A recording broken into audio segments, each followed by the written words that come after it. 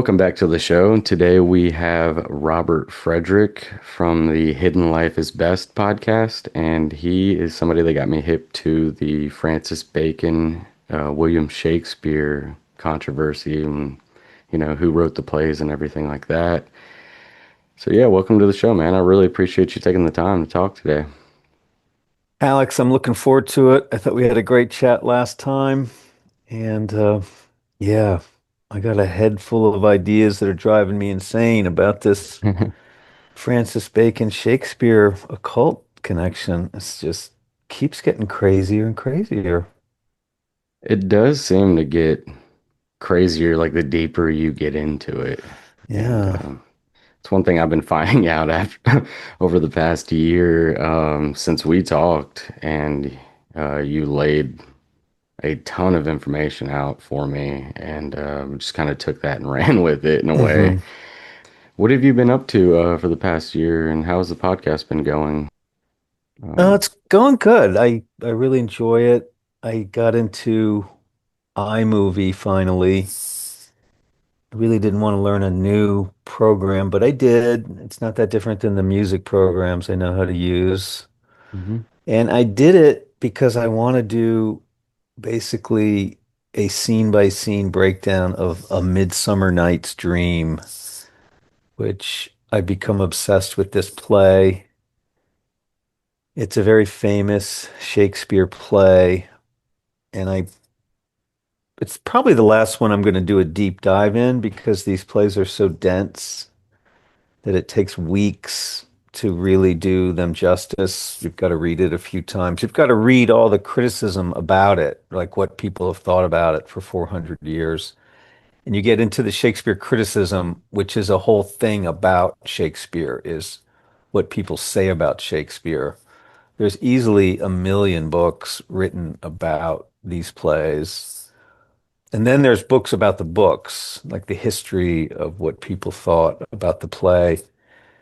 But A Midsummer Night's Dream, the whole central image is a woman hugging a donkey. I should have. I'll send you pictures. You can pop them up if you do that on your podcast. And it comes off as very sweet, like we all love animals, and we all love our animals, and we hug our dog, we hug our horses, and whatever. But in the play, they have sex. So the central image of this play is bestiality, which, yeah, nobody could talk about because it was too weird and it's kind of hiding in plain sight.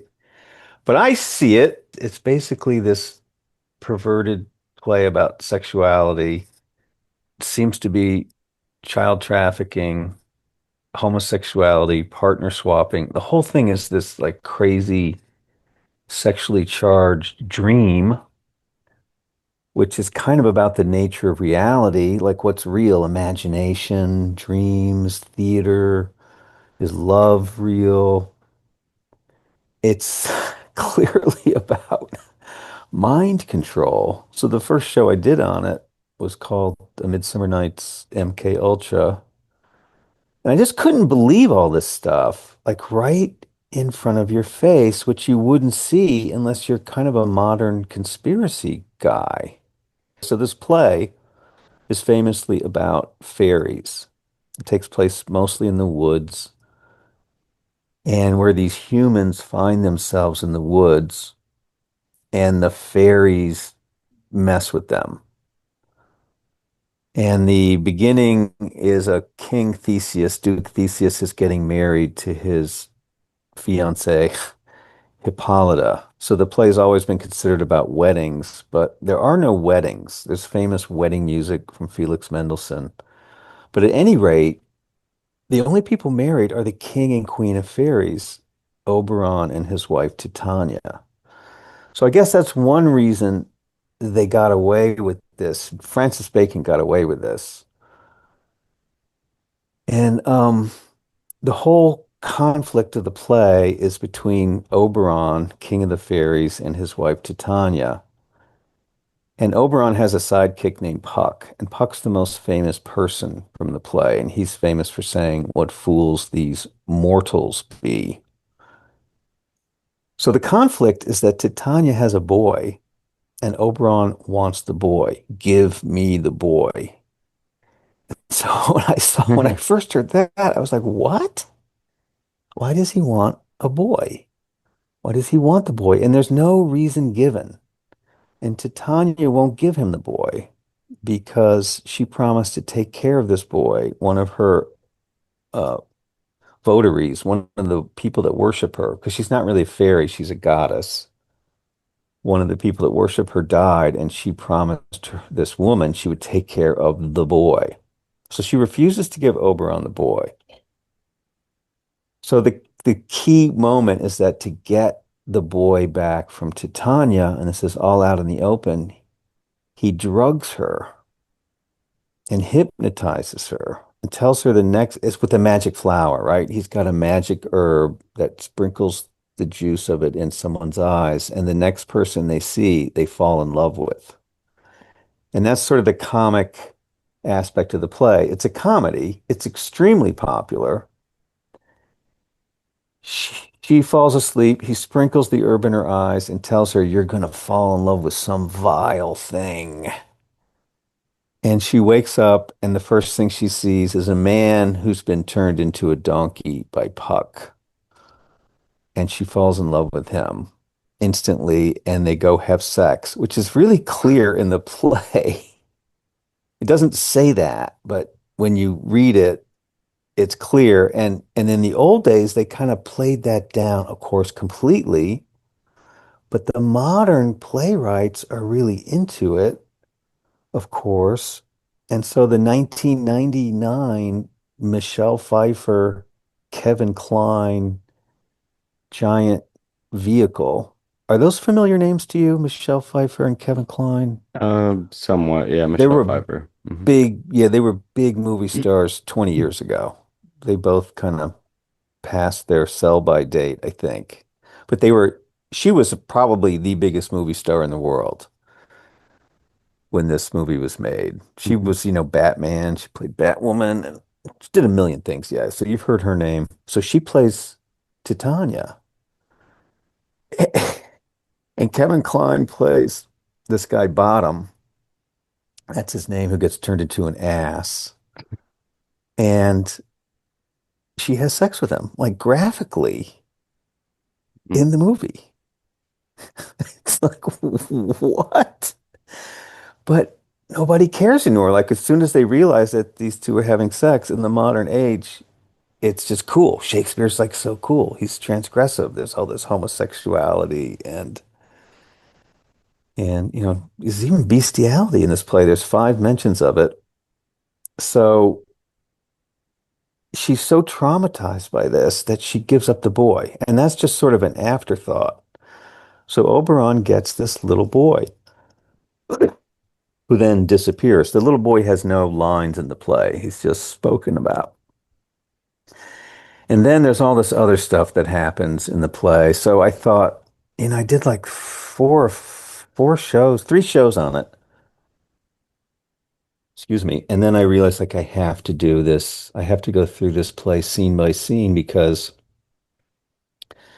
there's so much more involved about what I think Oberon represents, which is like the intelligence agencies, because Francis Bacon was involved in British intelligence. Excuse me. Yeah, so Bacon, among all the other things that he did, was helped found British intelligence with the other two, espionage geniuses of the day, which is Francis Walsingham and William Cecil. And I think Oberon represents that ability to control perception, which is what he does throughout the play. He changes people's perception. And it's done for a purpose, which is he gets to be a pedophile, which, by the way, the modern critics now point to. Only around the year 2000 did critics start to say, oh, yeah, obviously this is about homosexual pederasty. and pansexuality. But for 400 years, nobody would say that, even though it's front and center in the play. It was almost like they couldn't see it because it was just too weird. But nowadays, with everything in the headlines and the way modern life is, it's just so clear. But the ultimate irony is that this play is put on by school children because it has fairies in it. And my own son did this play in like seventh grade. So there's also this, Jesus. yeah, it's just all crazy. It's so it's so crazy, which is why why I learned how to do iMovie, and I'm devoting like many hours to just go through the entire play, scene by scene, because they've used sexual trauma in England to control the population. They've got a terrible, pedophile problem there, which everybody knows about. In fact, that's one of the things I discovered doing this is that it was institutionalized in their boarding schools where the elite are produced. Even the people running England today came out of these same schools, these elite boarding schools where they, kind of institutionalized pedophilia. And of course, during Shakespeare's time on the theater, as you know, Hollywood now is, a cesspool of pedophilia. It existed in London at the Globe Theater where the Shakespeare plays were put on because the women's parts were played by what, boys, prepubescent boys. And the plays are very sexual. That's another thing that's come out earlier than these discoveries about Midsummer Night's Dream. It's just this how highly sexual the plays are, and it was boys playing the women's roles. So it only kind of stands to reason that, there would be this nasty stuff going on. So yeah, that's what I'm obsessed with right now, but I'm trying to also finalize all the evidence that Bacon was Shakespeare. There's a couple essays about that. Like it's really a slam dunk Hmm. that Bacon wrote the plays, but along with other writers. Yeah. There were many, many great writers in London at that time. So that's really the only mystery is who else helped him write these plays. And then the other, mind-blowing part is that the earliest symbolism of Freemasonry is in the Shakespeare plays because Bacon created modern Freemasonry. But what's really also crazy is this technocratic state we're being threatened by, this kind of belief that science is the savior of mankind, science as a religion. He also did that too, which I'm sure we talked about last time, and it's Hmm. in his book New Atlantis, which is a very short book, Yeah. but it's a fantasy about British sailors, finding English sailors, was no Britain then, discovering an island that was fully devoted to science. It's definitely one of the world's first science fiction novels. And so he pretty much predicted and created the modern world from what I can see. And I've got to finish a book about it, and that will liberate me. But I keep finding these new things that I have to investigate, and I got to read books, and it's just very, very time consuming. Hmm. I remember we talked about that last time, that I just keep getting buried with more and more information. The latest is Alchemy.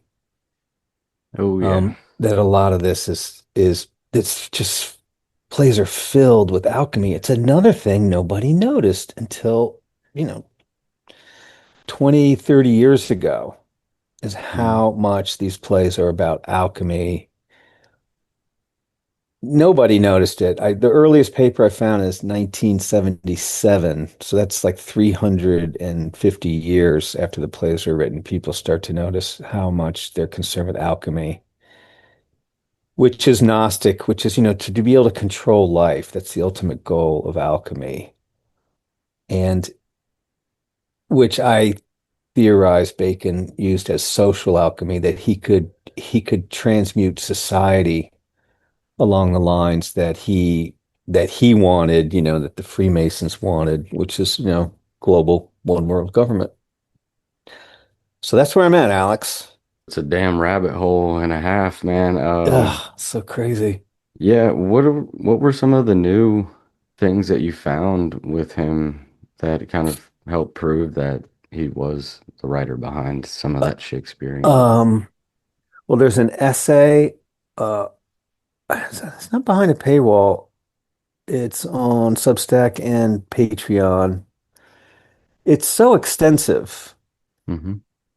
the evidence for Bacon. There's two main pieces of evidence that are literally hard evidence. So first of all, there's literally none for William Shakespeare, who was a real person. He was a part-time actor. He moved from Stratford upon Avon to London and worked as an actor and was kind of yeah, he was around the theater scene. And they just used his name. So the only evidence that he wrote the plays is that his name is on them. But there's not a single manuscript of any of the plays or poems. Shakespeare's parents were illiterate. It's been discovered. I mean, the country's been turned upside down for any evidence connecting him to the plays. There's none. His children were illiterate. He never wrote a letter. He never got a letter. There's no evidence that he ever owned any books. Hmm. Nobody talked about him as a writer while he was alive. Nobody wrote in a letter, God, I was talking to Will Shakespeare yesterday and he's really struggling with Hamlet. Nothing, nothing, nothing, nothing. But the flip side is that these plays are like insanely dense. They're insanely learned. They're pulling on like 100 different authors and books. It's a deep knowledge of current history because he wrote all about contemporary London of the last 100 years. And he wrote about ancient Greece, ancient Rome. He wrote about France. He wrote tons about Italy. He's using Plutarch and Aristotle and just tons of ancient authors, ancient playwrights he's referencing. He's like somebody who is super educated wrote these plays. They're not just cool stories, bro. It's not like somebody could be a really brilliant storyteller and make up great stories without an education. Hmm. It's possible to be a genius without an education, but you couldn't write these plays without an education. You had to be a genius and have a giant education. So he didn't have it. So anyone who's not invested in Shakespeare as a professor or a critic or someone up at his hometown where it's the biggest tourist attraction in all of England. It's bigger than the Tower of London. It's bigger than Big Damn. Ben. Yeah, it's a multi-million dollar industry. So those people are very invested in keeping it William Shakespeare. And of Yeah. course, it's a state secret because it helped form the English Empire. Like there would be no British Empire without Shakespeare. That's the thing that I came to. I wrote a long essay about that called Why the Shakespeare Hoax is So Important. Because Shakespeare was so brilliant that it gave a real sense of national pride. Like we have a national poet, we have a man from the Midlands, with not a royal, not an aristocrat who wrote, some of the greatest poetry of all time. He's a Homer, he's a Virgil. And it kind of made England great. It made the people of England think that they could be great, is my theory. And I wrote an essay about that. And that's the whole purpose of the Shakespeare hoax. Because if people knew that Francis Bacon wrote the plays, they would be interpreted in a completely different way. Yeah. You would start to see all kinds of things in the play that have escaped notice, that or did escape notice for many years, like how, pro Tudor they are, how pro Queen Elizabeth, how pro England they are, how warmongering they are.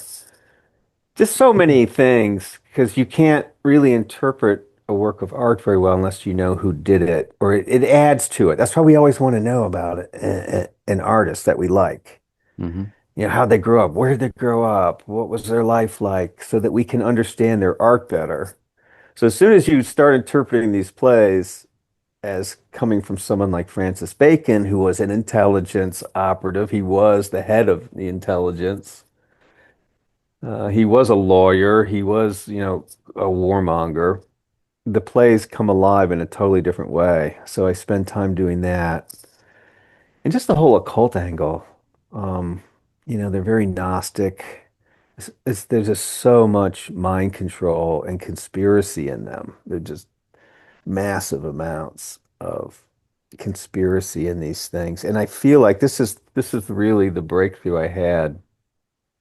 I think these plays are designed for people on the inside, the Freemasons, because he started Freemasonry. So those brothers, those Masonic brothers, see the Masonic symbolism in the plays, and they know they're Masonic. And that's how Shakespeare got so big, because they're required as part of their oath to help a brother Freemason. So they see these plays are Masonic, so they're in a sense obligated to push the plays, stage them, act in them, review them, put them up, start a course about them in some college. They're just so huge. Shakespeare's just this ginormous global industry. Like every country practically has a Shakespeare theater where they just do Shakespeare. Movies are made every year. Some of the plays have been made into movies like 50, 60 times. All the big actors do Shakespeare. I mentioned Michelle Pfeiffer. About the only big actor I find who hasn't done Shakespeare is Tom Cruise. Scientologist, you know, Yeah, he doesn't damn, need escaped to. it. Maybe he has the He's, secrets. I don't You know. bring up a good point though, because if the public did know it was Francis Bacon, it would be like today if we knew the CIA had a budget with Hollywood basically and was creating films, you Yeah, know? if people thought of that right away when they thought of Hollywood, oh, it's CIA propaganda. Yeah. It's propaganda. Yeah, exactly. It would have never worked. Shakespeare would have never become a huge success. It would have been so clear that these plays are are propaganda and social engineering, What was social the if alchemy. have you looked into the effect it had on the public in England? Was it similar to movies and TV today where people kind of go out in the world and basically recreate what they're watching in a sense? Oh yeah, 100%. It's crazy. 100%. I think the whole birth of entertainment as propaganda is one of the very earliest Shakespeare plays. It's called The Tragedy of King Richard III. So during Bacon's time, it was Queen Elizabeth I, the very, very famous Queen Elizabeth. Hmm. And she's the daughter of Henry VIII, the very, very famous Henry VIII. These people are still super famous. And that's because the modern world really started right there and then. And that family is called the Tudor family. So everybody's heard of the Tudors. Hmm. And this play was about Richard III, who was the king that Queen Elizabeth's grandfather, Henry VII, beat in battle and took the crown. That the beginning of the Tudor line was Henry VII taking the crown from Richard III. So the play is about this Richard III, and it makes him out to be like the single most evil man that ever walked the earth. It's really comical and ham-fisted now when you watch it, but he's so evil that it's a hugely popular play because he kind of turns and talks to the audience and tells you what he's going to do. And he kind of mind controls everyone. He puts people against each other. He has people killed. he seduces women, but he's also a hunchback. He's a hunchback and has a crippled hand, so he's this kind of gross figure. So he's gross physically, yeah, he's gross spiritually. He's just this vile, hideous creature that King Henry VII saves England from this horrible nightmare, and the Tudors save England. It's such blatant propaganda. Again, nobody noticed for 300 years. Dang. And and there's an amazing movie called The Lost King, where so anyway, they beat King Henry VII beats Richard III, and his bones disappeared like nobody knows where he's buried, which is very weird for an English king because all their burial sites are special, almost sacred places. And the only king that doesn't have an official burial site is Richard III because, they just the rumor was they threw his body into a river somewhere and they just totally desecrated this guy. And they immediately started a propaganda campaign against him that culminated in Shakespeare's Richard III. So everybody always hated this guy. But slowly over the years, people were like, wait a minute. I don't think Richard III was so bad. And this one woman named Philippa Langley joined this Richard III Society, and this is the 1980s and 90s in England. And they start researching Richard III, and they're like, we got to find his bones. I mean, where is this guy buried? And long story short, they find his bones. And it was international news. And they challenged Shakespeare. This story exposed Shakespeare, at least that one play, as like raw, lying, fake history and propaganda. And there's a really great feature film about it, really fun movie called The Lost King, which tells a story of Philippa Langley and how her and her Philip III Society, who are a group of conspiracy theorists, who are like, we don't believe the official story. We think someone's lying. And to prove it, they find his bones, and historians have now said, yeah, it's like Richard III was actually a good king, and Shakespeare lied about it. But it really formed the English people. And then there's also just tons of pro-war propaganda in the plays. And he was a master psychologist. He was a master of mind control. So he literally formed the English people into the British Empire with the power of these plays. And it's very hard to pin down exactly. I do it in some of these plays, but I think they're actually teaching tools on how to manipulate others. Like Richard III is a terrible villain and you hate him. But on the other hand, he's illustrating how to seize power. He illustrates very clearly how to manipulate others and take control of a government. So he's a primary villain for the average person, but for, you know, a Freemason who, not all Freemasons are bad by any means, but if you're one of those Freemasons that are intent on creating, global world government, Richard III is actually a teacher. He shows you how to corrupt and seize power. And a lot of the plays are like that. They're kind of like illustrations of how to seize power.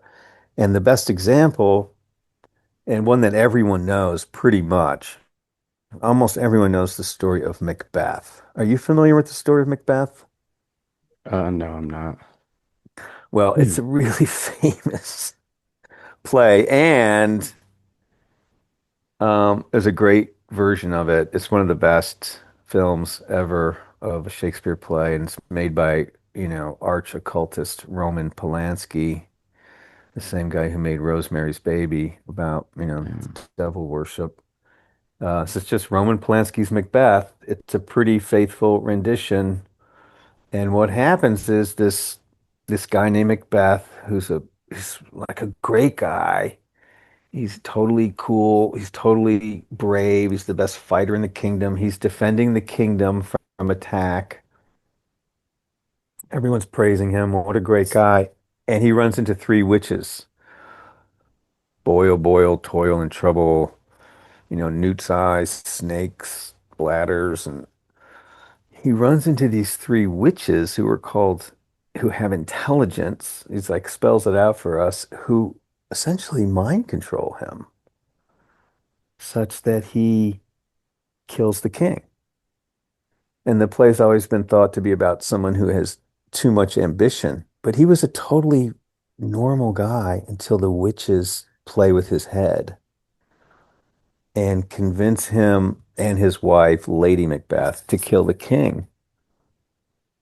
And that starts a civil war, which creates so much chaos in Scotland. And this is something I figured out that I think is original.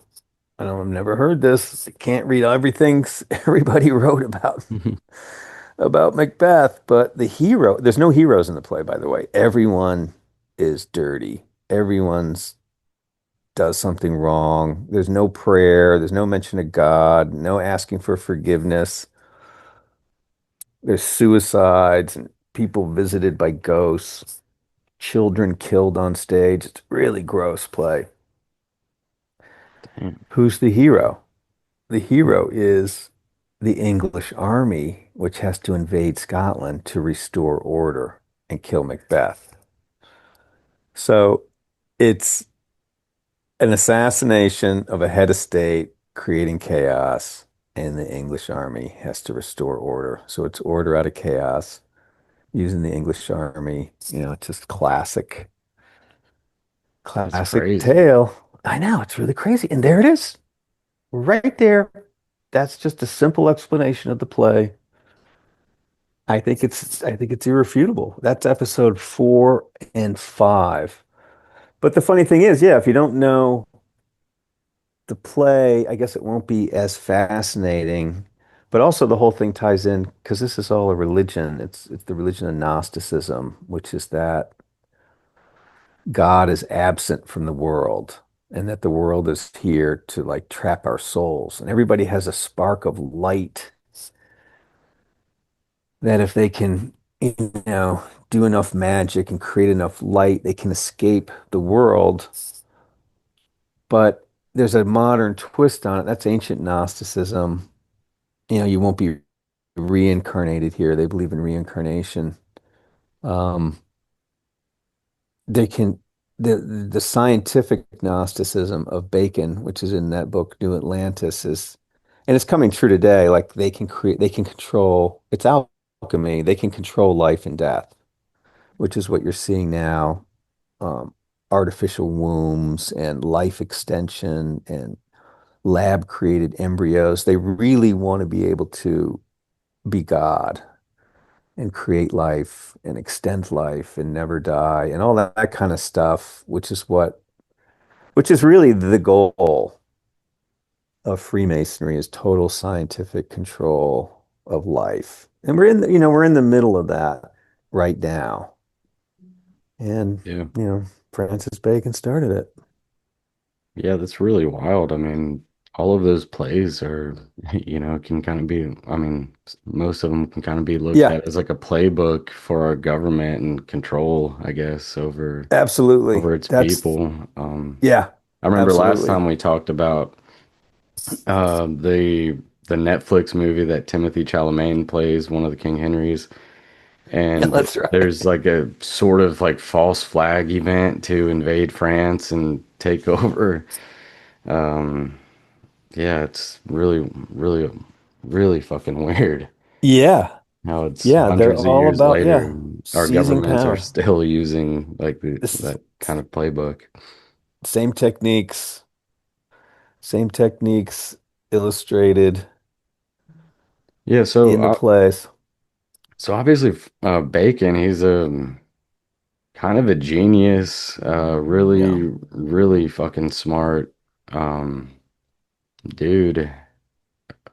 Do you look at him as like evil, or do you Yeah, see him as a bad person? totally. I think he was a mad scientist. He wants to control the world. He's an elitist. He thinks us a select few should rule over everyone else. And I do think that's evil. And he set a Hmm. plan in motion to make it happen. And he predicted that it would happen. He predicted a lot of what's happening, especially with that book New Atlantis. But with the Rosicrucian, he's definitely involved in the Rosicrucian hoax, where they immediately say the first sentence of the first Rosicrucian manifesto said there's an imminent change in the world. Like the world is on the cusp of a monumental change, which it was. I mean, that was kind of the end of the Middle Ages. It was the Renaissance, but it became the Enlightenment, where people just began to stop believing in God, stop believing in their soul, and started believing in social progress, that life was here for social progress and life should always be improving, which is now how most of us see the world, is from that lens. Whereas before we were like, oh, we're all part of God's world and we're here to, be a good person. Like all that went out the window.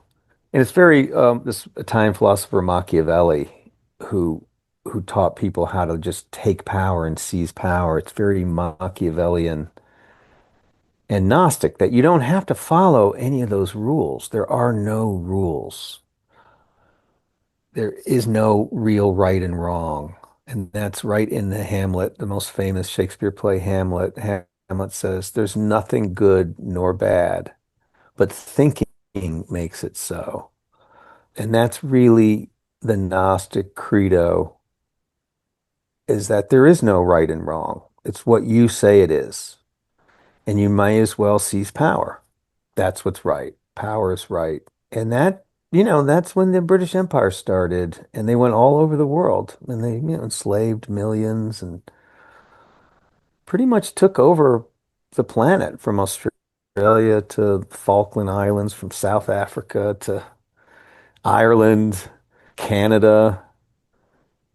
And, the whole world speaks English now. The whole world plays English sports, tennis and golf and soccer, pop music. They made such a thing out of it. The only thing, like, pretty much everything important in the modern world came out of London. Fucking Beatles. The Beatles, you can't think about pop music without the Beatles. They just made them so big with Yeah, this it's wild to expert. think about it because, like in early America, like the Bible, which Bacon was said to have had a hand Yeah. in, and Shakespeare were like the big education system, basically. Abraham Lincoln, I think, is famously known for saying that the Bible and Shakespeare is like what he learned basically growing up.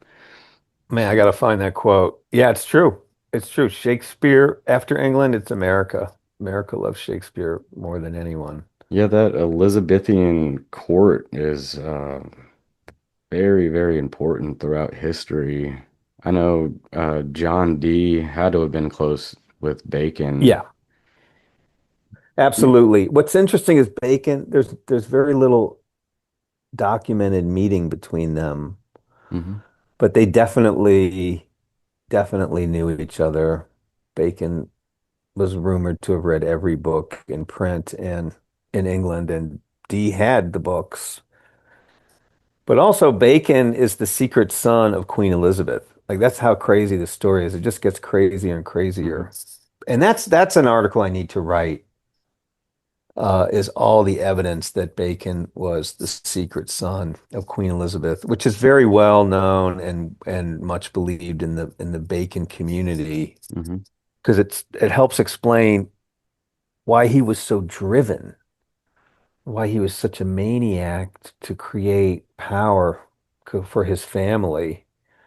And I think he thought he would be king. He wanted to be king, but it would have just kind of blown everything up because his mother, Queen Elizabeth, was known as the Virgin Queen. Yeah. So his only claim to the throne was because his mother had him. You know, he's next in line because she didn't have any other kids, obviously, because she's supposedly a virgin. But the evidence is that his father was a guy named the Earl of Leicester. And the Earl of Leicester employed John Dee as a tutor. Not a tutor, but a tutor for his second family. He went and married. Mhm. Apparently, they had two kids. The second one was the Earl of Essex. And the Earl of Essex figures very, very prominently in Elizabethan history. And Leicester married the woman that supposedly had the Earl of Essex. I kind of don't go into that too much. That's typical Baconian stuff. Mhm. But at any rate, they all lived right by the castle. Bacon was born right next door to Whitehall Castle, which is right there on the Thames, right there by, Big Ben and the Parliament. And the Earl of Leicester lived right there, and he had a theater group. He was heavily involved in the theater, and John Dee was involved in theater. And John Dee was very involved in the occult and the Rosicrucian thing. And they kind of were all a part of this secret aristocratic club. And I think almost all of them knew about the Shakespeare hoax because they would have known like how advanced these plays were. They weren't just entertainment. They weren't just regular junk on the stage. They had all this inside knowledge because the plays exist on so many levels. Often they're poking fun or illustrating the power dynamics at that time in the Elizabethan court, which Shakespeare critics today point out, like, oh, this is about Queen Elizabeth and William Cecil and these other big muckety mucks at the time. And they would have known that this character from Stratford-on-Avon couldn't have written them. So they had to know, and why not let them in on it anyway? And it's a major state secret, and they would get nothing from exposing this hoax, this playwright hoax, which wasn't that important at the time. It was really something meant for the future. And which is why they put all the plays into a book called The First Folio. It's one of the most famous books in the world. It sells for about 10 million when one rarely comes to market, and it has all the Shakespeare plays in it with an elaborate first 11 pages that make a saint out of William Shakespeare. And that's how the whole idea that of who Shakespeare was and where he was from comes from the hoax of the first folio. Because nobody cared who wrote the plays back in those days. It's just like we don't know who wrote The Sopranos or who wrote Game of Thrones, even though Mhm. could be all your friends watch it Yeah. and debate it. Nobody gives a shit who wrote it. It's weird. Yeah. Only other writers know. And a few, TV nerds. Nobody knows. It was the same back then. Nobody cared. So it was really meant for the future. And that's really when Shakespeare took off. And it was a Freemason guy named David Garrick who created the cult of Shakespeare and a literal religion of Shakespeare called bardolatry. There's a book just came out about it. So on the 150th anniversary of Shakespeare's death, so around 1770 or so, it was supposed to be 1766. It was a little late. He created the Shakespeare Jubilee. And by then, people had heard of him. He was, the plays were being put on a lot. But this cult of Shakespeare was established that that just took off, and Shakespeare worship, and there's all these crazy paintings and sculpture of Shakespeare surrounded by angels, and Shakespeare is, the voice of God, and all this really extreme stuff, which is also right around the time when the empire really started to take off. So they're kind of synonymous, Shakespeare and the British Empire, and they're just masterful, masterful propaganda and social engineering, which is what we still see today. So much of Netflix and Hollywood is there Yeah. to push society in a certain direction. Yeah, it's fucking crazy. I It's mean, crazy, one of man. my favorite people to look into, like in the whole timeline, is John Dee. Obviously, he was super into alchemy and Yeah. some sort of magic. I suppose Bacon kind of took that and kind of started doing that alchemy of, I guess, like transforming people's minds, like in his own way, it seems like. Yeah. That was the big change that Bacon saw alchemy could be used on people as groups. Now he could form society, he could form groups of people. And he even says that. There's a quote in a couple of my essays where Francis Bacon says, uh, the theater is the bow to the fiddle of men's minds. He Damn. just Yeah. says it. And he says people are more affected by emotions in groups than alone. And then it's easier to True. convince a group of people than to convince one because we're affected by those around us. Like if there's a general sense of Man, fear in the air, you start to feel it. that You is know, so we crazy how Yeah. it's just snowballed into what it is today, where mass amounts of people are watching something on TV or in a movie theater or, who knows. But yeah, it's just the scale of which it's going on at this point is it's fascinating how how it's all transpired, man.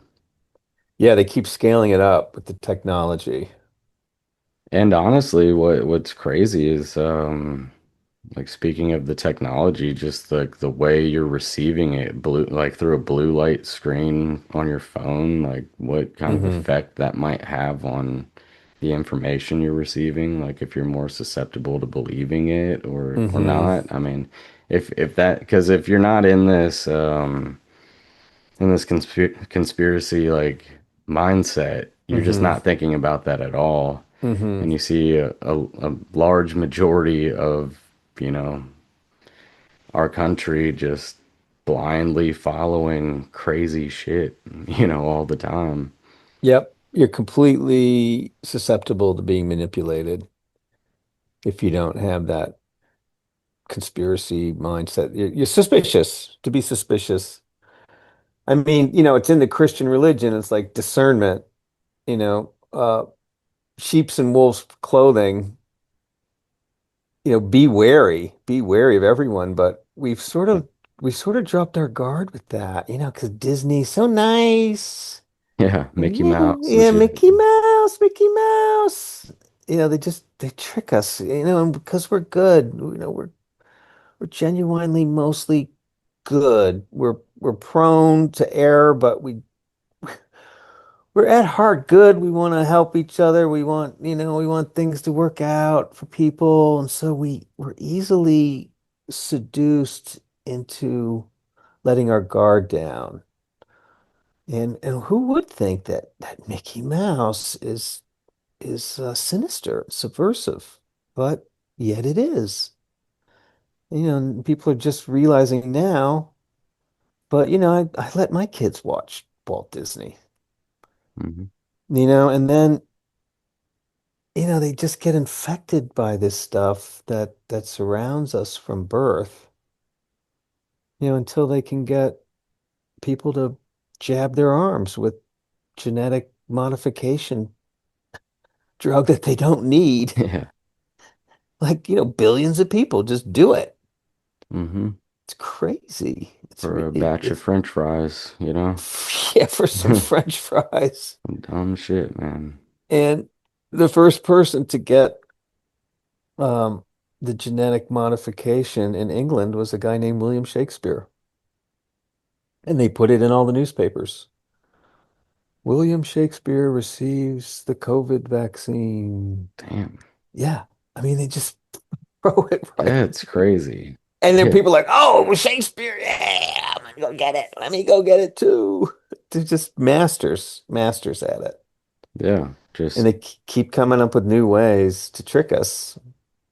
yeah, people just like shut their minds off. Like it's almost in a way they're incapable of thinking for themselves right now. Like certain people you talk to, I'm like, hey, wake the hell up. Like you're Yeah. obviously being deceived and Yeah. you're living your life. I mean, you see so many people just living their lives as like tax slaves and going to work with people that they hate, coming home and Yeah. that wears you down and Yeah. then you just want to throw on Netflix or throw on the news or whatever Yeah. and go to bed immediately after and you're just consuming all of this shit and Yeah. they don't even realize why they're unhappy.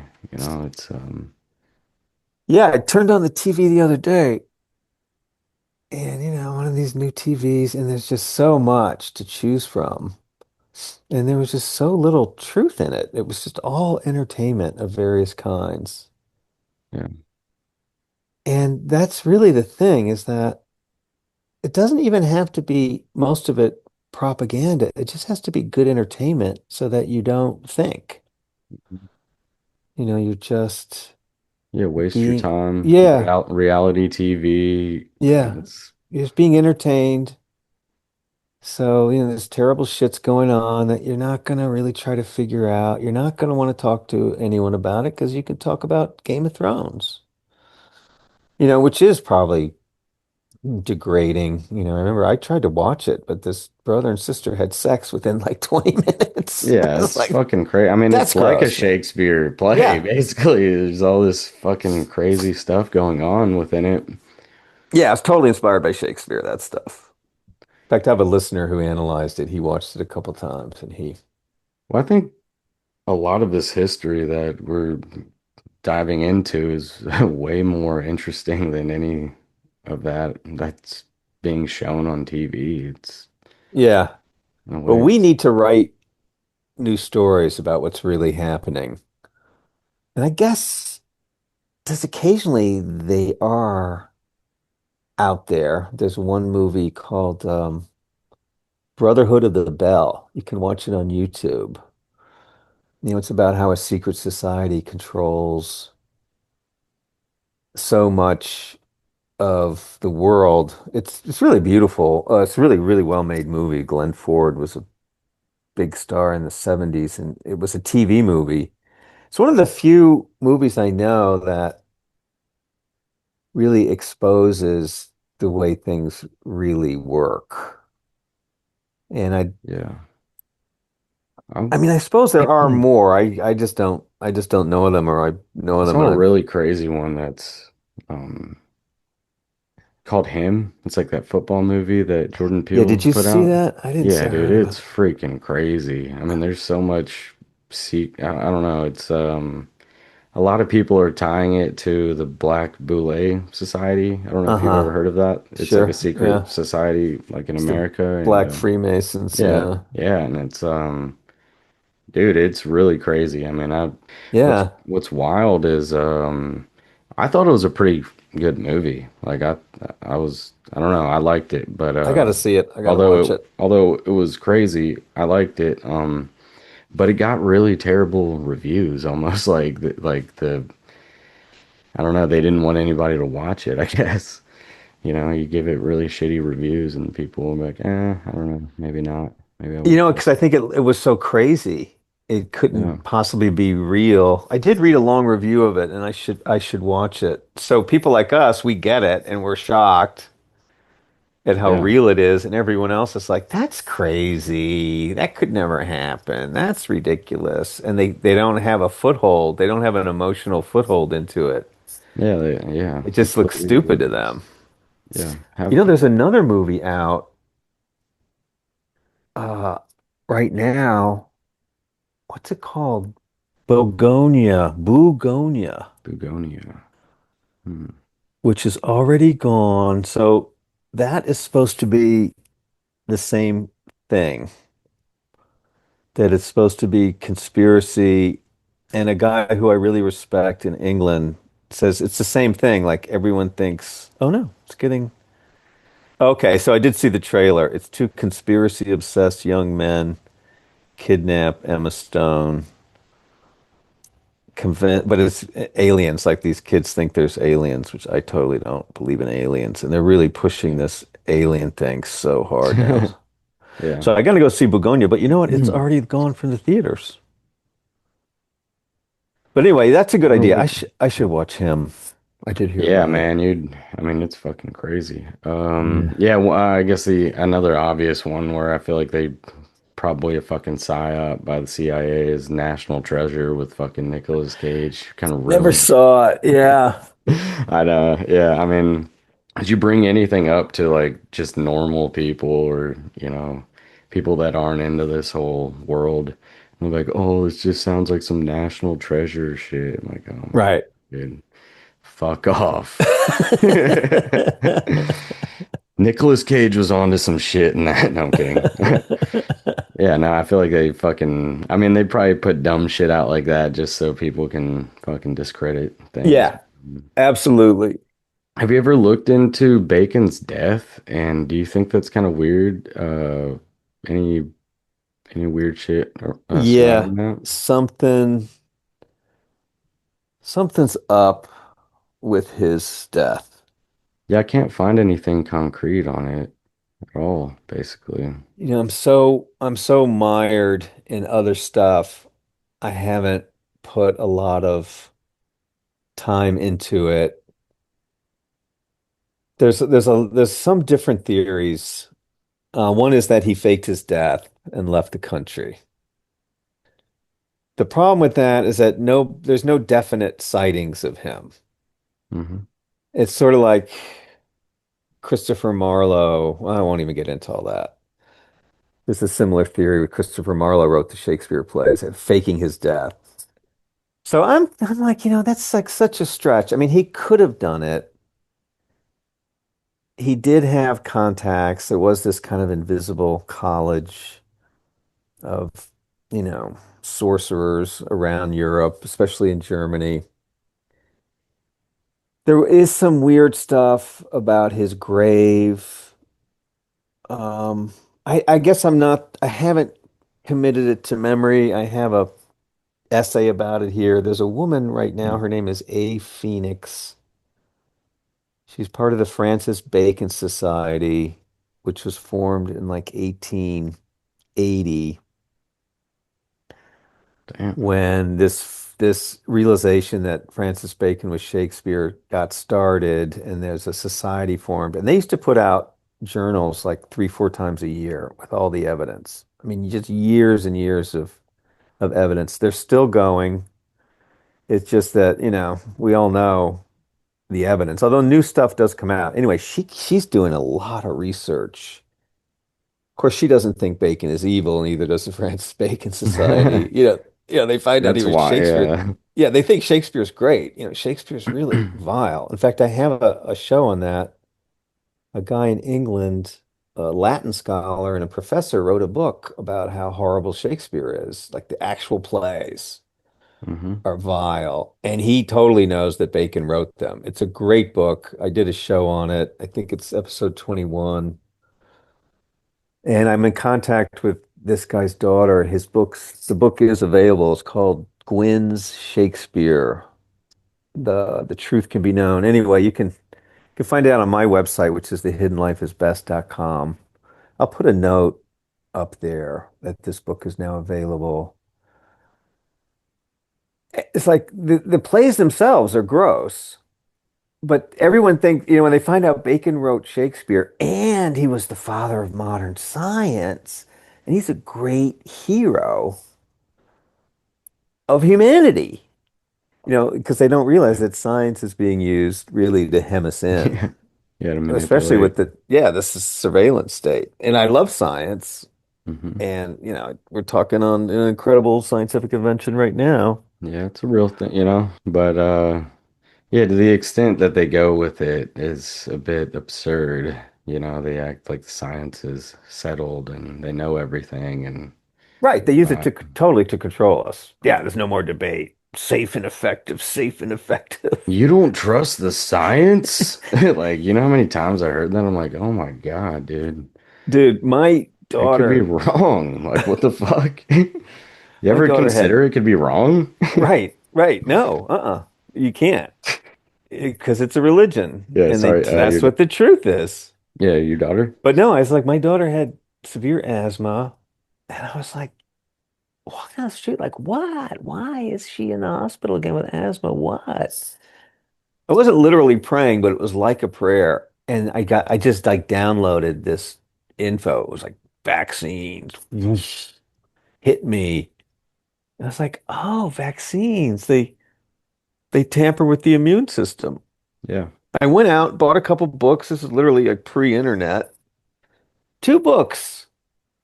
The science of vaccines is completely faulty. It's Yeah. completely a lie. They don't work. And if they do work, they screw something else up weird. They've got terrible side effects. They're just Hmm. wrong. And I'm like, and I tried to talk to people about it. And it was like, I was like, something wrong with me. What? Vaccines? Vaccines are the greatest invention of science, which is the greatest invention of humanity is science. You're I mean, gonna give everybody chicken pox. yeah, you hate kids. Like, You want fuck. kids to die. You you hate everything. That's the craziest thing, man. I mean, honestly, I started looking into them immediately when my daughter was born. I just thought it was Good very for crazy. you, man. Thought it was crazy that they would give her a shot immediately within, Oh, right after she she's comes born. out, Yeah, giving her like the Hep B yeah. vaccination that's like transmitted through like sexual activity. I'm like, what the fuck is Good going for on? Like, you, man.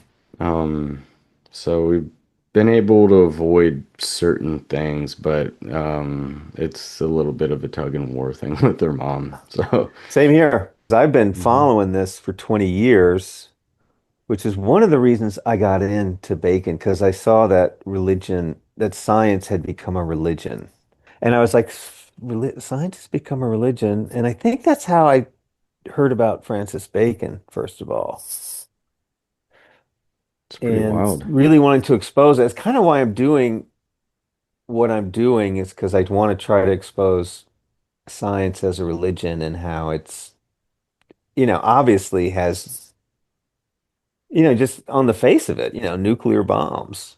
Yeah. Science is scary and dangerous, and we need to talk about that. Do we really want self-driving cars? Do we really, Elon Musk talking about 10 million robots? The stuff Yeah. that we don't need, maybe we shouldn't do it. Why do we need so many robots? It's going to take jobs away. And I think there's some really sinister crap going on with science that we're not talking about it because they've got us all believing that if it's science, it's good. Hmm. And particularly, the injections. You can't even say the word that much, I Yeah. understand, because you'll get flagged by the AI censorship machine. It's amazing. And that's really what Midsummer Night's Dream is about, is how it can totally control your perception. This guy Oberon, the king of the fairies, and his henchman Puck can completely control what someone believes to the extent, and this is comedy in the play, that they can totally make a man fall in love with a completely different woman, even though he just told one woman he loves her forever and ever, and they're running away to get married. Oberon has the power to make him completely hate that woman and love the other woman who he, had no interest in before. It illustrates the total power. What I'm saying is that this guy's propaganda, Yeah. but it's also literally MK Ultra when they Hmm. dose people with LSD because he seems to be giving them drugs and hypnotizing them. Like that's literally what's happening. He's putting a drug on them and telling them who they now are, and they become that. But it wears off in the morning, except for one guy, he's permanently changed because of what the fairies did to him. So if you have any kind of conspiracy head or actually just knowledge of propaganda and something like MK Ultra, it to me it's so obviously a symbol of Yeah. that process where they can control what you think. Meanwhile, you think you're totally free thinking, like we're modern, we make up our own minds, we have all the information to make up our own minds. We don't. It's actually a very tightly controlled information environment Hmm. that seems open, but it's not. I mean, you go on your smart TV and I don't know, the way ours is now, there's like 50 things you can click on, like HBO or I don't know, all of them. YouTube TV, Amazon Hulu. Prime, Hulu, all that stuff. You Yeah. know it. Disney Plus. ESPN Sports. It's just acres and acres and miles of entertainment, but there won't be anything on Dimersol. I mean, Yeah. you'd have to sit there and click around. It kind of just pisses me off. But there's what's crazy is even outside of that, there's just like shit that causes cancer within like everything you consume. Food, drinks, shampoo, deodorant, whatever. I mean, there are apps where you can scan the barcode and it'll tell you the harmful Yeah, ingredients within any product. Because the research, I mean, for the most part, a lot of that research has been done. I'm just like, is it so much to ask to just stop poisoning us with shit? Like, I I know. mean, I don't know, but the money, I mean, obviously it controls everything. They don't want to tell Kellogg to fucking take their shit off the shelves and Yeah. start again. I mean, I mean, people like us, we know to eat right, try to cook our own food and eat eat healthy food, but most people don't. And and especially poor people, they eat processed food. It's filled with garbage, keeps you kind of sick, kind of dumb. mhm. Yeah, it's this grand Low conspiracy. What are low you, a energy. conspiracy theorist, man? Yeah. Really? No, couldn't be. What are you, crazy? Yeah, You you go to sound like crazy. You you sound go to paranoid. like yeah, you go to like a sporting event and there's always the stand up for to cancer and Right. and you're like, dude, they know it's in the shit that causes it, it's in everything. Why Yeah. don't Well, they they're just sucking down a Coke with some French fries and start by taking it out, like red dye 40. Why is yeah, it still in Doritos? Why is it still in Gatorade? Why, it's so many different products yeah, and they know it's harmful. yeah. Have you looked into Williamsburg, Virginia at all? Oh man, I got a friend who I should interview. I just never got around to doing interviews, but yeah, this guy Ernest Lebrecq, who started his own podcast, grew up there. Oh, wow. Yeah. So that's right down the street from Jamestown, where Hmm. the first English colony was. Man, he's got like massive amount. In fact, you should interview him. Yeah, what's his name? I'm gonna write it down. Ernest Lebrecq, I'll send you his email. This guy knows so much about Williamsburg. I mean, he grew up there. There's a college called William and Mary. Yeah, He's found all this Kabbalah symbolism in the layout. He that's what I says was there's gonna ask. underground tunnels. Hmm. Yeah, don't even talk to me about Williamsburg. He's like a walking encyclopedia in Williamsburg. Yeah, it's something that I kind of started looking into recently was Really? like the secret vault possibly and Oh, he knows all about that. Yeah. Oh, the you got to have him on. Bruton Parish Church. Oh, Yeah, it's yeah. He dude, knows it's this stuff cold.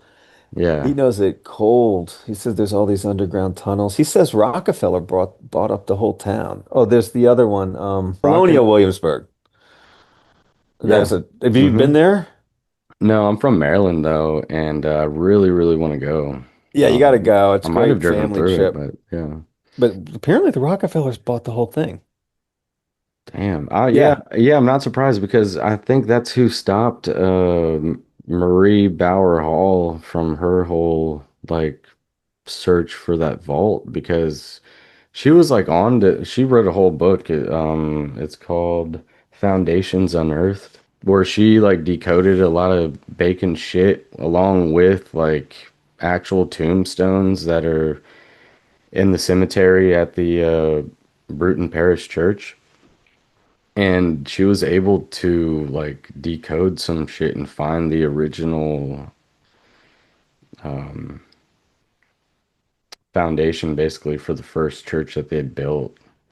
Like, Wow. it was like using numbers that that were on the Wow. tombstones and shit. And she claimed that she knew where the vault was. They let her dig. She said it was, or it said to be 20 feet down. She dug like 9 feet. I'm sure the Rockefeller people Uh-huh. found it by now and have, Yeah. given it to the Smithsonian to destroy or whatever the fuck Wow. happens.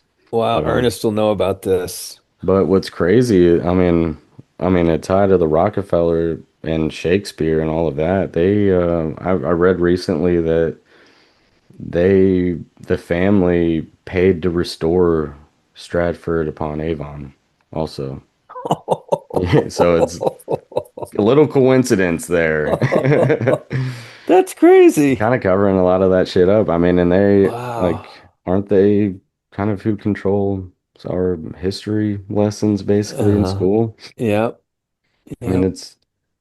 or I mean, I guess like earlier, like in the 1900s, but yeah, it's that can't be a coincidence. They're just No, absolutely not. Wow. yeah, there's Yeah, have Ernest on, man, and get him to talk about this stuff because he told yeah. me a couple years ago, and I don't have it stored away, but What's his podcast called? it's called Virginia is for Conspiracy Lovers. Yeah, have you noticed any connections with the Virginia flag and Francis Bacon? Man, I gotta refer you to Ernest. Yeah. He really knows that stuff. I haven't gotten into the American side of things much, but it is overwhelming. I do have a book that I read here called Rosicrucian America. Oh, dude, I've got that right You here. got Yeah. that book? I mean, that's Yeah, he's it's on like to Bacon. yeah, Again, though, it's like positive. yeah, I can't. That's a It's good not coming. book. Yeah, by Steven Sora. Yeah. Sora, he wrote one of the first books that got me into conspiracies. Which But one was he's, that? I think, America's Secret Societies, which I thought Okay. was really good when I read it many years ago. But he's really like kind of gung ho about the Rosicrucians Yeah, and all R.I.P. that stuff. Like he Apparently he switched passed away. teams. Really? Yeah. I tried honestly after I read that book, like I listened to it on audiobook and I tried to reach out to him and then I saw somewhere somebody had commented on I guess like a YouTube interview or something saying that he had passed away. Oh, no kidding. Yeah. Yeah, that's a good book. I Unfortunate. mean, it's Yeah. all there. Yeah, like America's supposedly the new Atlantis, and Yeah, there's they sent a the lot of religion information. here. Yeah, Hmm. are you still writing a book? Are you planning on it? Yeah, yeah, I'm still writing it. Hell yeah. I get wrapped up still in the research and doing the podcast, but it's all meant for the book. Like Yeah. everything I do is like part of a chapter in the book or a chapter in the book. So the book is Yeah. coming along. Yeah, it's definitely the goal. At some point, I'm just going to say, all right, no more research, just full-time writing. But I had to dig into the alchemy and I had to dig into this guy Giordano Bruno, Oh damn, yeah.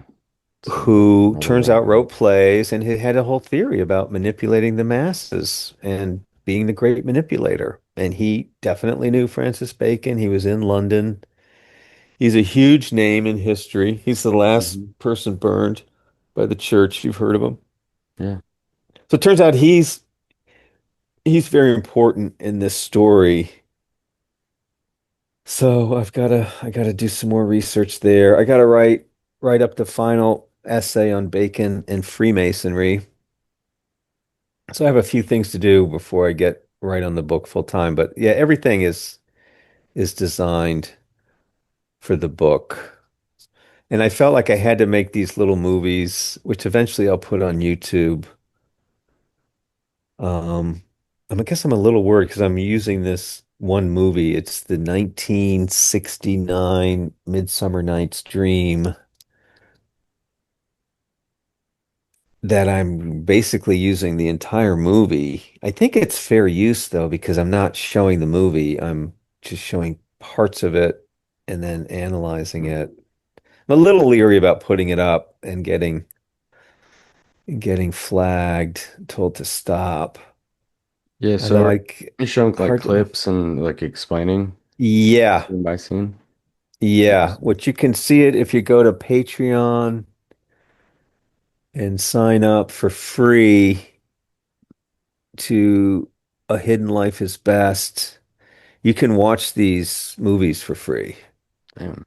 Yeah, and just start with number one. I got three out. They're only about half hour, 45 minutes. I'm trying to keep them short.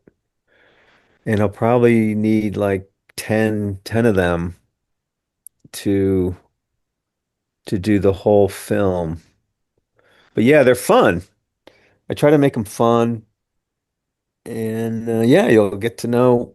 It's a good way to get to know your Shakespeare, brush up your Shakespeare Yeah, man. this way. Midsummer Night's Dream, and it's an actual movie. All big stars back in the day. Some are still big stars today. Actually still alive. They're quite old because they were, 25 or 30 in 1969. So, oh, what is that one woman name? She's a huge star. But Judi Dench, Diana Rigg. These are older names, but Judi Dench is still alive. What's her name? I always forget the other one's name. Anyway, yeah, it's I'm finding all this Masonic symbolism in it and top of all the, perverted sexuality in it, which we're just getting to now in the fourth episode. All the weird shit starts coming out. Perverts are coming out of the woodworks. Yeah, that's wild that it's like rampant. It's right in there. It's right in your face. Through all your research and everything you've looked into with Shakespeare, Bacon, Dee, all of that, what are your thoughts on alchemy and magic? That's a good question. Um, Essentially, I think the world is magic. I think consciousness, I do believe in this theory of idealism that the consciousness precedes and influences material reality, and that, the power of positive thinking, all that stuff is very real. Hmm. And that's why they do propaganda is they control how we think, so they're going to control how we see the world. As far as magic and doing ritual and then seeing results, I think that comes from focusing your mind, which is only makes sense. Like if you focus your mind, like I'm going to become a good guitar player, I'm going to make it, you'll become a good guitar player if you have any sort of talent because you focused your mind and you're going to practice. You're going to actually carry out what you've convinced yourself is real. As far as magic, where they do rituals. They're really, as they say, they think they're controlling demons or angels who then carry out. That's part of what magic is in Kabbalah. They're contacting angels or demons or spiritual entities who then carry out their wishes for them. I don't believe in that. I Hmm. think it's in your mind that we are connected invisibly to each other, like every living thing goes way beyond just its skin, and that magical things are happening all the time. Like you don't need to do magic to do it. You do need to have faith and belief And I think what these rituals do is they galvanize someone's faith and belief. And that most of their magic, in terms of how they're controlling the world, isn't coming from their magic rituals. It's because they secretly want power and they do things in secret. You know, they do things by conspiracy. And that's really where their power is. Hmm. And their little rituals bind them together. And when you work together as a group, you accomplish things. So on one hand, I totally believe in magic, and on the other hand, I don't. Does that make any sense? Yeah, no, absolutely. Hmm. Yeah, and the occult, and I think alchemy was kind of a secret language that when people heard it, and it's the Shakespeare too. It's like nobody recognizes the alchemy, but people in Freemasonry will, and they'll know it's a secret language meant for them that's fallen out of use, except that alchemy became science, and they're just pouring, billions of dollars into science all the time. And there's that famous quote, any sufficiently advanced technology is indistinguishable from magic. Have you heard that quote? I don't think so. It's a very Yeah. famous quote by Arthur C. Clarke, Oh, who was damn. an Yeah, occultist author too. who wrote, 2002 or 2001, Space Odyssey with Kubrick. Let me see, I can find it. I think I Didn't he got it go right. behold the pale white horse too? Or is that No, something? that's William Cooper. Oh yeah, okay. Yeah, kind of mixed up. But yeah, Yeah, Arthur C. Clarke is pretty he famous. he wrote Childhood's End about the aliens. He ran off to uh, that island off of India, up in my mind right now, where he could have his little boys. And Jesus. he wrote these science fiction novels, Once Childhood's End, about aliens. I think he co-wrote 2001, which is all kind of super occulty. Yeah, any sufficiently advanced technology is indistinguishable from magic. It's an interesting quote. Yep. And that's really, it's true. And the alchemy, they produced interesting stuff and created modern science. And that's where Bacon stepped in, is that he was so smart. He convinced these people interested in science and alchemy to work a different way. Instead of working in secret in their own little labs, kind of randomly trying, combining different things and heating different things and doing this and doing that and having this special language of red dragons and, white queens and green dragons and white queens and Yeah, red kings and very different. whatever. I mean, it's just this crazy language that's in all Shakespeare. Uh, he convinced them to think in a modern way, which is called inductive reasoning, where you gather data. And to this day, they're obsessed with data because the more data you have, Hmm. you can draw inferences from it. And that's literally what he did. And he said everyone should think inductively and then share your data and then come to conclusions so we can make useful things, which strangely enough, people didn't think that way. People did alchemy to make gold, or medicine. This guy Paracelsus did it to try to make medicine. But people weren't obsessed with making a better wagon wheel or a better wagon or a better bridle. Like today, like we're constantly remaking things to make them better and easier to use and to make us more comfortable or to make money on the market. How can I improve, a better hammer? What do they call it? Better mousetrap? Make a better mousetrap and make $1 million. That's all because of Bacon. Yeah. He made people believe in scientific progress. And he knew that it was gonna grab hold of people's way of thinking. And that's why he predicted the technocracy. He predicted in the New Atlantis, he predicted that society would become obsessed with science. because of the improvements in our comfort, which he saw happening. He didn't realize that in a vacuum. He didn't really realize too much, I think, besides alchemy can be social alchemy. He saw it happening. He saw that, London versus the Brits are super smart and they're already doing science, not just alchemy, but like real science, like better pottery and metallurgy stuff. And he wanted to make science into a separate discipline to control it. And so that the state would really control the inventions because there is power in these inventions. So one of the reasons he invented modern science was to make sure it was under state control.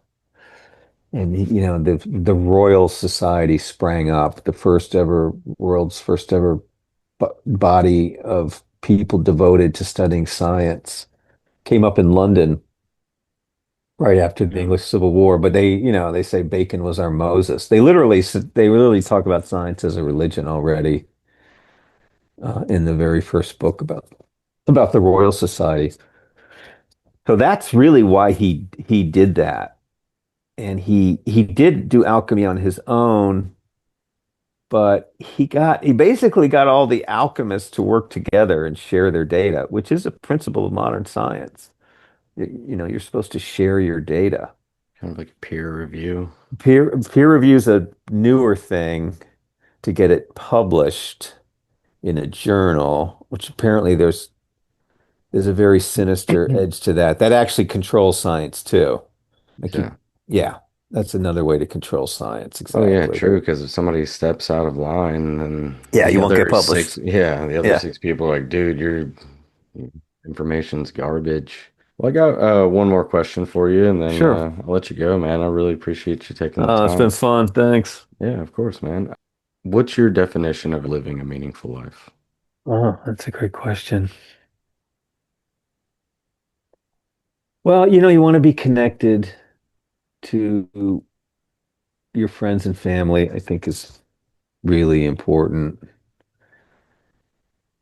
And I guess a sense of purpose, a sense that you're living for something important. And my thing has been the art life, the creative life for me. And I studied art and music on my own. I studied art in school and then music on my own. And I really believe in art and creativity. And I think it's kind of a mirror of God. And I think of God as a great artist. And I think, creativity can be in anything. And just, how life is creative in everything, like how you have your friendship, how you keep your house and your yard. And I guess it's a sense of connection, a sense of joy in living, a sense of, a sacredness in life and how alive everything is, and that you feel that sense. And I guess that you help others, you help things be healthy, you help things be beautiful, that you love being alive, and you share that love in any one of an infinite number of ways, from sailing your boat to playing the guitar to helping people fix their home to raising children. It's just so much. Life is just so rich and so beautiful that I think it kind of has its own meaning. Just to be alive is meaning, but you got to find happiness. It's not so easy that, especially when you're younger, like, what am I here for? What am I doing? And once you solve those questions, like you find what you love, I guess this is what I used to say. It's like all you really need is someone to love and something to love. And that you do, like you're with that person and you're doing what you love to do. And you don't have to make your living doing it, of course, because that's really hard, but it can happen. Nice work if you can get it. You can get it if you try. But if you have someone to love and something to love, that's gonna be meaning in your life, I think. You'll just be there. That will be the meaning. Yeah, Great totally. question, man. Yeah, man. Thank you so much for taking the time. I really, really appreciate your insight and bringing it to the podcast.